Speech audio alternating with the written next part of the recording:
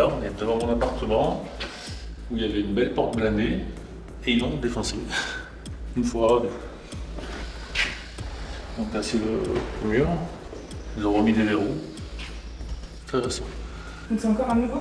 Comme ça change, ils partent. On en enlève un, ils reviennent, l'un l'autre. C'est mal au cœur, beaucoup d'énergie perdue. Et là, j'en sais rien. Mais à mon avis, il faut tout refaire. Beaucoup de propriétaires se sentent abandonnés par les pouvoirs publics. Alors, il y en a un qui a décidé de régler tout seul le problème, quitte à devoir en venir aux mains. Malik n'a pas souhaité être filmé à la résidence. Là-bas, il se dit en danger de mort. Et les 3/4 du temps, quand je vais là-bas, je suis attendu avec des couteaux, des machettes. On a une dizaine de personnes des fois qui se retrouvent en train de m'attendre sur le hall. Pour lui, tout a commencé en 2022 avec son premier achat dans la résidence. J'ai ma conjointe qui a trouvé une annonce, qui a vu que l'appartement était intéressant au niveau du tarif, qu'il était loué, la rentabilité était bonne, elle a investi. Et au bout de 2 mois, la locataire qui était en place a été agressée sur place par les squatteurs et ils lui ont pris son logement. Donc quand j'ai voulu aller le récupérer, j'ai été très mal reçu. Je ne me suis pas laissé faire. Après, on a réussi tant bien que mal à les faire sortir. Cette année-là, plus d'une centaine de logements étaient squattés. Alors, Malik s'est improvisé justicier. Il décide de déloger, seuls, les squatteurs des appartements des autres propriétaires. Depuis le début que j'y suis, j'ai pu faire sortir une 50aine de squatteurs. Par moment, grâce à de la médiation, ça s'est bien passé. Par moment, ça s'est très mal passé. Malik se retrouve face à des individus violents, souvent armés. Le propriétaire. Qu'est-ce qu'on voit? On voit quelqu'un qui m'attend avec un couteau à la main et une cagoule. Donc quand j'arrive et qu'on me reçoit avec un couteau et une cagoule, c'est sûrement pas pour me faire la bise. Ouais, c'est mon logement, sors. Sors, c'est chez moi. Ici, j'ai perdu beaucoup d'argent ici, mon frère, qui sort. J'ai perdu la maison. De quoi? J'ai rentré déjà 2 semaines, j'ai perdu 2000 € ici. Je m'en fous. Tu m'as dit ça? Je m'en fous que t'as de... Ah, moi, je m'en fous, moi, je m'en bats les couilles, mon frère. Je vais te mettre ça dans la tête, hein, voilà. Mon frère, laisse-moi tranquille, s'il vous plaît. Appelle la police, appelle, je sors pas. Pourquoi tu vas mon sortir? frère, non, je sors pas. Je sors pas, laisse-moi tranquille, s'il Je vous te dis, plaît. tu vas sortir.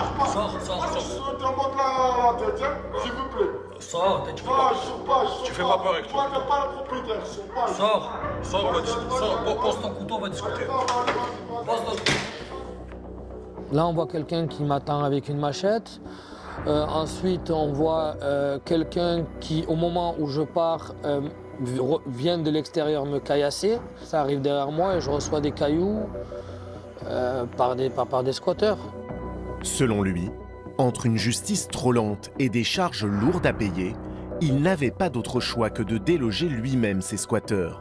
Aujourd'hui, on a mis un petit coup de pied dans la fourmilière. Ma tête est mise à prix.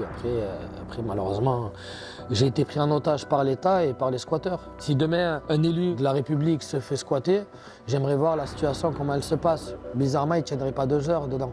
Donc j'ai fait en sorte aujourd'hui de me défendre comme je peux, de laisser la voie légale faire son boulot, mais je ne baisserai pas les bras.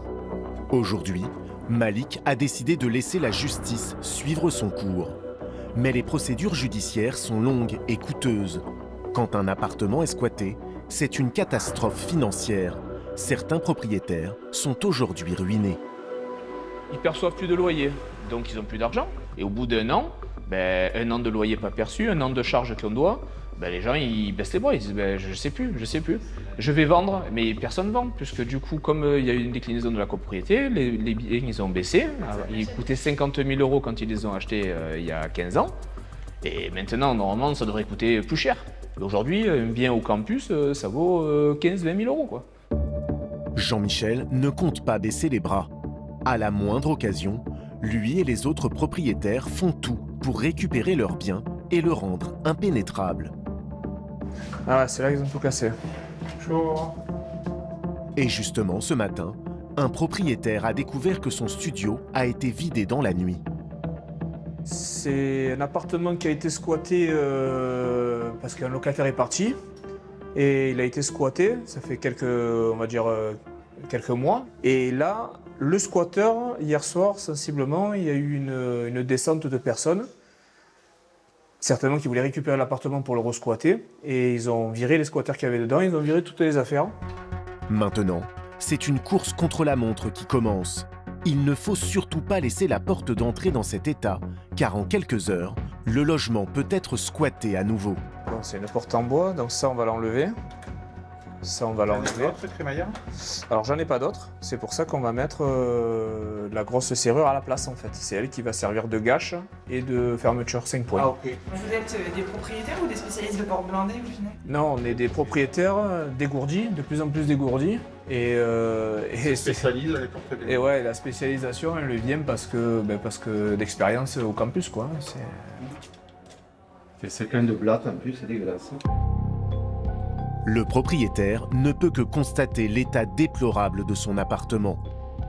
Nourriture avariée, toilettes bouchées, ce propriétaire est malheureusement habitué.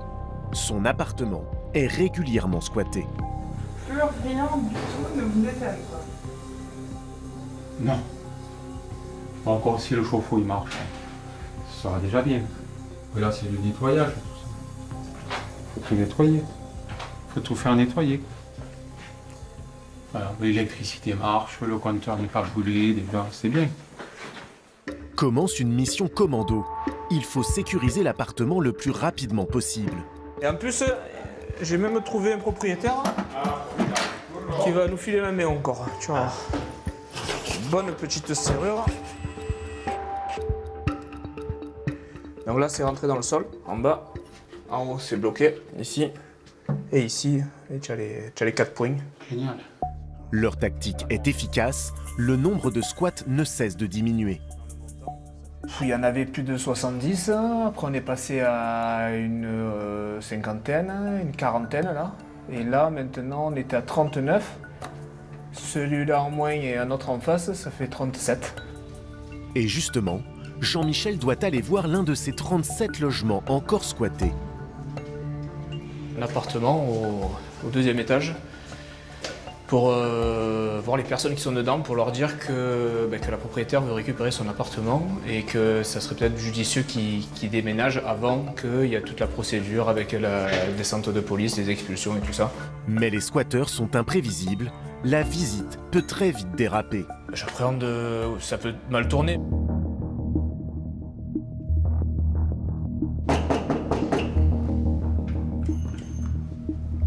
À l'intérieur, un jeune homme. Salut. Salut. Dis-moi, je viens de te voir parce que la propriétaire de l'appartement, elle veut récupérer son appartement. Je sais pas ce qu'on est pour le moment. Tu sais pas quoi? Je suis pas disponible, Non mais là, moi je venais juste t'avertir que la propriétaire, elle veut récupérer son appartement. La propriétaire, tu sais, celle à qui appartient l'appartement. Après, je veux... Parce que je sais pas mon prix, j'ai loué. Tu l'as loué l'appartement? Oui. Après, je veux... T'as un bail? C'est mon collègue qui l'a. Normalement, il faut payer un loyer, avoir un bail et tout ça. Il joue les naïfs, ne comprenant pas ce que Jean-Michel lui reproche. Lui, il paye. Mais il paye à qui? Ah, je sais pas. Ah, c'est pas un propriétaire. C'est peut-être quelqu'un qui... S'il a pas un bail, c'est peut-être quelqu'un qui vous loue l'appartement qui c'est pas le sien. Tu vois ce que je te dis? Oui. Ça, c'est encore plus problématique. Bon, moi, je venais juste te prévenir, parce que j'ai pas envie que vous soyez pris en traître, te prévenir que si la propriétaire ne récupère pas son appartement, elle va tenir la procédure, ils vont venir faire l'identification et l'expulsion avec la police. C'est juste ça, je venais vous dire. Je vais lui parler. Tu lui dis? Ça va, tu veux mon numéro? Non? Il va venir chez toi. Ça va, ça marche. Allez. Difficile de savoir s'il est victime d'un marchand de sommeil ou juste un menteur. Très gentil, il comprend pas, il dit mais on paye un loyer. Mais il sait pas. Alors il sait pas ou il veut pas savoir. Des fois il paye réellement des loyers à des personnes qui sont pas les propriétaires. En fait, des squatteurs se sont accaparés l'appartement et derrière ils les remettent en location, comme ça avec facilité. Comme il y a beaucoup de demandes de location tous les jours, moi j'ai 4-5, on peut vite faire du marchand de sommeil, hein, c'est pas le but. Mais voilà, ils louent des appartements qui sont pas à eux, et puis ils empochent, mais ils payent jamais les charges de copropriété, enfin, ils payent pas les taxes foncières, ils payent rien, donc c'est que du bénéfice. Cette fois, l'échange s'est fait dans le calme, mais les explications du squatteur sont assez vagues. Le business du squat va-t-il enfin s'arrêter dans cette résidence? À ce jour, 12 procédures d'expulsion sont en cours et une dizaine devraient être déposées dans les prochaines semaines.